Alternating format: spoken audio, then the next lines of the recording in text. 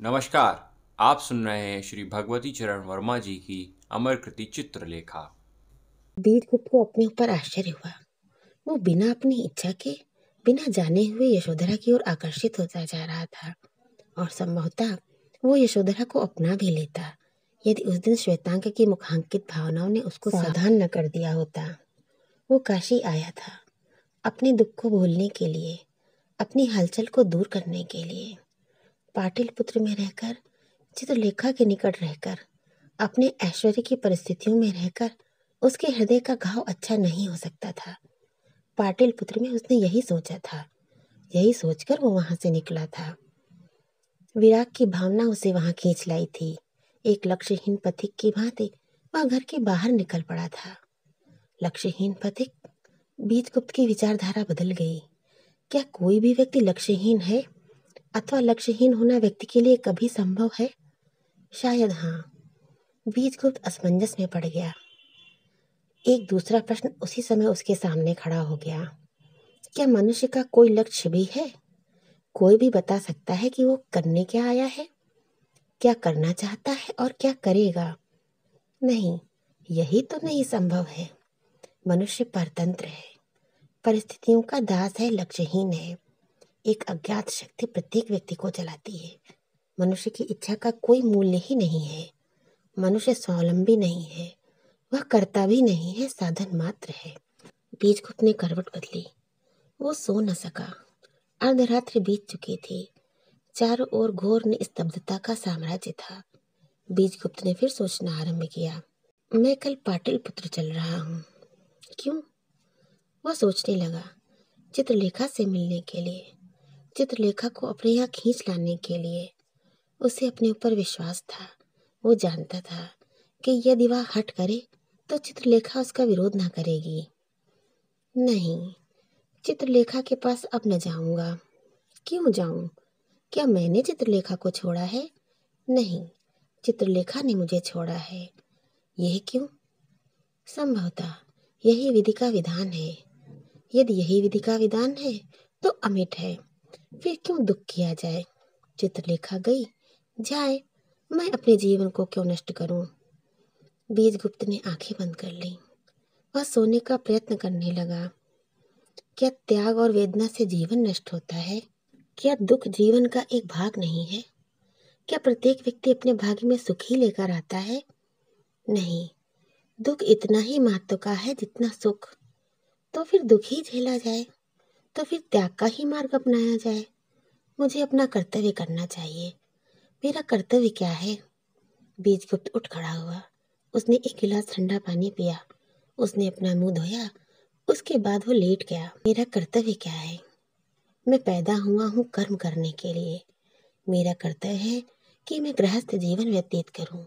मेरा कर्तव्य है कि मैं अपने वंश की वृद्धि करूं। इसके लिए मुझे आवश्यक है कि मैं विवाह करूं। क्या विधि का यही विधान है? संभवतः चित्रलेखा मेरे जीवन से इसीलिए चली गई है। विवाह करूं, एक बार गृहस्थी का अनुभव करूं, और विवाह के लिए योग्य पात्री भी है। यशोधरा। यशोधरा सौंदर्य में चित्रलेखा से किसी अंश में कम नहीं है। यशोधरा रत्न है, एक पवित्र प्रतिमा है। क्या यशोधरा से विवाह करना ही पड़ेगा? स्त्रियोचित सभी गुण यशोधरा में विद्यमान है। फिर यशोधरा ही सही। पर क्या संभव है? मैं एक बार यशोधरा को अस्वीकार कर चुका हूँ। किस मुख से यशोधरा को मृत्युंजय से मांग? बहुत संभव है महासामंत मृत्युंजय यशोधरा का प्राण देने से इनकार कर दे। वीरगुप्त हंस पड़ा। नहीं, असंभव। अब मैं यशोधरा से विवाह की बात नहीं सोच सकता। बहुत विलंब हो गया, बहुत विलंब हो गया है। चित्रलेखा, बस चित्रलेखा ही मेरे जीवन में है। वीरगुप्त फिर उठ खड़ा हुआ। उसने समझ लिया कि उसके लिए नींद आना असंभव है। उस समय चंद्रमा निकल रहा था। वीरगुप्त भवन के बाहर निकला। वह गंगा तट की ओर चल दिया। दिन निकलने में अभी 2 प्रहर बाकी थे। वीरगुप्त गंगा तट पर पहुंचा। वहां कुछ लोग बैठे हुए वार्तालाप कर रहे थे। वीरगुप्त भी एक कोने में जाकर बैठ गया। उस स्थान पर 3 व्यक्ति थे। जो व्यक्ति उस समय बोल रहा था उसकी अवस्था प्रायः 70 वर्ष की थी। वह भद्र था।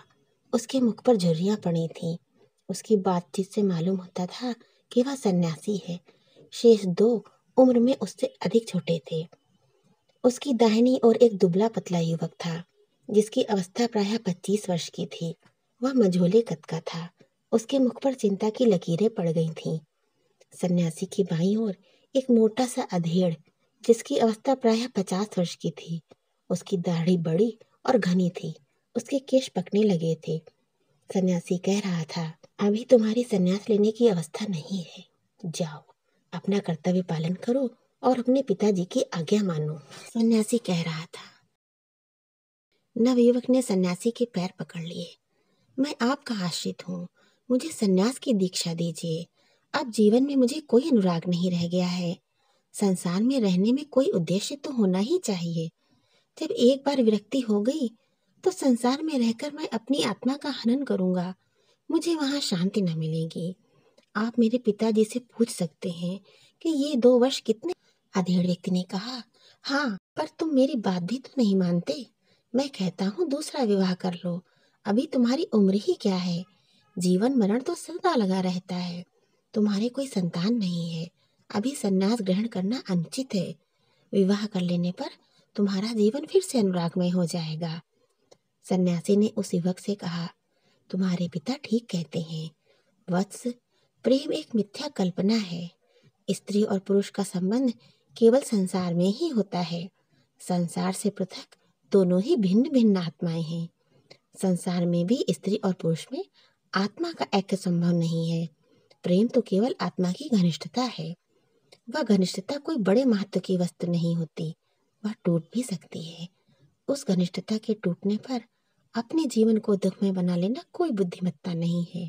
तुम्हारा कर्तव्य है कि तुम अपना विवाह करो। विवाह न करके तुम कर्तव्य से विमुख हो रहे हो। ये किस प्रकार? युवक ने पूछा। सन्यासी ने कहा, सुनो, स्त्री अबला है। प्रत्येक पुरुष का यह कर्तव्य है कि वह अबला को आश्रय दे। विवाह द्वारा ही पुरुष अबला स्त्री को आश्रय देता है। यदि पुरुष स्त्री को आश्रय ना दे तो स्त्री की दशा बड़ी शोचनीय हो जाए। इधर पुरुषों के सामने भी काफी कठिनाइयां आवे। जिस समय तुम विवाह न करके सन्यासी होने की बात सोचते हो, तुम कायरता करते हो। एक अबला को आश्रय देने का जो तुम्हारा कर्तव्य है, उससे तुम विमुख होते हो। युवक ने कहा, पर महाराज, मैं भोग विलास को तिलांजलि देकर तपस्या की अग्नि में तपने जा रहा हूँ। यह तो कायरता का द्योतक नहीं है। सन्यासी हंस पड़ा। तुम तपस्या में तपना चाहते हो? क्यों? केवल इसलिए कि जिससे तुमने प्रेम किया वह तुम्हारे मार्ग से चला गया? पर तुम्हारी यह तपस्या व्यर्थ है। यह एक तरह से आत्महत्या है। इस तपस्या का कोई लक्ष्य नहीं है। व्यर्थ ही तुम अपनी आत्मा का हनन करना चाहते हो। युवक ने सन्यासी के चरणों पर अपना मस्तक रख दिया। जो आप कहते हैं मान्य है। इसके बाद वह युवक अपने पिता के साथ चला गया। बीजगुप्त ने सन्यासी के सामने मस्तक नमाया। सन्यासी ने मुस्कुराकर पूछा, क्या तुम भी सन्यास लेना चाहते हो? बीजगुप्त ने कहा, नहीं, अभी तो सन्यास लेने का कोई विचार नहीं है। आपकी बातों में मुझे बड़ा आनंद आया, इसलिए बैठ गया हूँ। सन्यासी मुस्कुराया। जो व्यक्ति रात्रि में इस समय गंगा के तट पर आ सकता है और जो कंगाल अथवा सन्यासी नहीं है, वह व्यक्ति अवश्य किसी उद्विग्नता से पीड़ित है। आपका अनुमान उचित है, बीजगुप्त ने उत्तर दिया। आपकी बातों में मैंने उस उद्विग्नता से संबद्ध समस्या को देखा है। क्या मैं इस संबंध में आपसे अधिक प्रश्न कर सकता हूँ? प्रसन्नता पूर्वक, सन्यासी ने कहा। बीजगुप्त ने कहा, आपने अभी कहा था कि युवा के लिए असफल प्रेम पर अपना जीवन बलिदान करना आत्महत्या करना है। पर क्या प्रेम की स्मृति की टीस मनुष्य जीवन में स्वाभाविक अथवा प्राकृतिक नहीं है? क्या वेदना को दबाने अथवा उसके प्राकृतिक रूप को कृत्रिम उपायों द्वारा भूलने में अपनी आत्मा का हनन नहीं होता? सन्यासी कुछ देर तक मौन रहा। उसके बाद उसने आरंभ किया, जो कुछ तुम कहते हो वह ठीक है। दुख स्वयं ही समय के साथ दूर हो जाता है। भिन्न प्रकृति के पुरुषों के साथ दुख के दूर होने की अवधि भर ही भिन्न होती है। उसको कृत्रिम उपायों द्वारा उस अवधि के पहले ही दूर करना अवश्य अप्राकृतिक है। पर प्रत्येक अप्राकृतिक व्यवहार आत्मा का हनन नहीं है, ये याद रखना। कृत्रिमता को हमने इतना अधिक अपना लिया है कि अब वह स्वयं ही प्राकृतिक हो गई है। वस्त्रों का पहनना अप्राकृतिक है, यह भोगविलास अप्राकृतिक है, ये ऐश्वर्य ही अप्राकृतिक है। प्राकृतिक जीवन एक भार है। उस जीवन में हलचल लाने के लिए ही तो ये खेल तमाशे नाच रंग उत्सव इत्यादि मनुष्य ने बनाए हैं, और अब हम इन्हीं सबको जीवन कहने लगे हैं। दुख को कृत्रिम उपायों द्वारा दूर करना भी आत्मा का हनन नहीं है, क्योंकि यह यद्यपि अप्राकृतिक है पर स्वाभाविक है। धन्यवाद। बीजगुप्त उठ खड़ा हुआ। आपने मेरे मस्तिष्क से एक भार हटा दिया। आपकी बातों से मैं अपना कर्तव्य निश्चित करने में समर्थ हुआ हूँ।